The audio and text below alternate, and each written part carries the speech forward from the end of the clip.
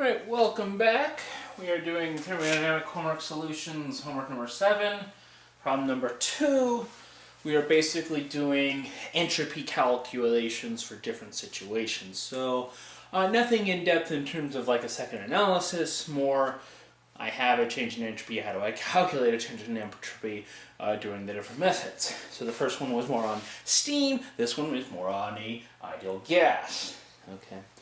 Specifically, what we're doing is, it says that, from an energy balance of a tank filling problem, you basically get that the final temperature is equal to the ratio of heat capacities times whatever comes in for an ideal gas. So we're going to assume an ideal gas, and we're also going to assume heat capacities are constant.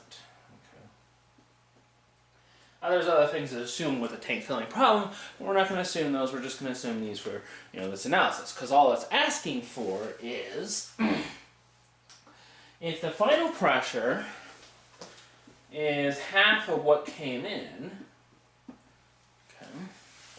Okay, we shut off the valve at when it became half. What is the change in molar entropy between the flowing gas and the gas in the tank? So all I'm really saying is, what's kind of the difference between S2 and Si? Okay? That's what I'm asking. Okay? And so, well, it's an ideal gas. And so, when it comes to an ideal gas, I have two choices. Okay? Whereas an enthalpy and internal energy only have one choice because it's only a function of temperature. Here I have two choices. And those choices were either CpT or CvdT.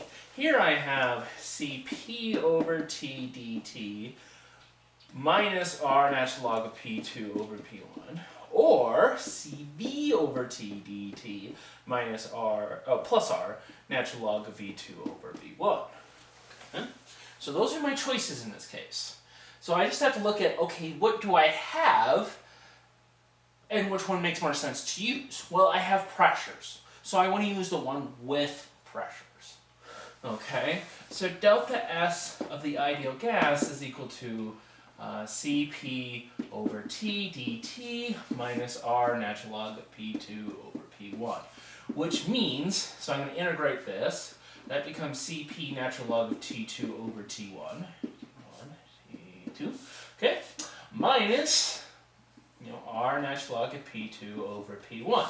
If I simplify things out though, okay, so this becomes Cp natural log of Ti, Pi.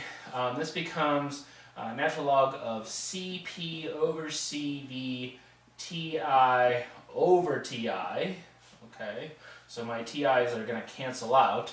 Minus R natural log of 1/2 Pn over Pn, those are going to cancel out. So what I'm left with is Cp natural log of Cp over Cv plus R natural log of 2. Plug in some numbers. Okay.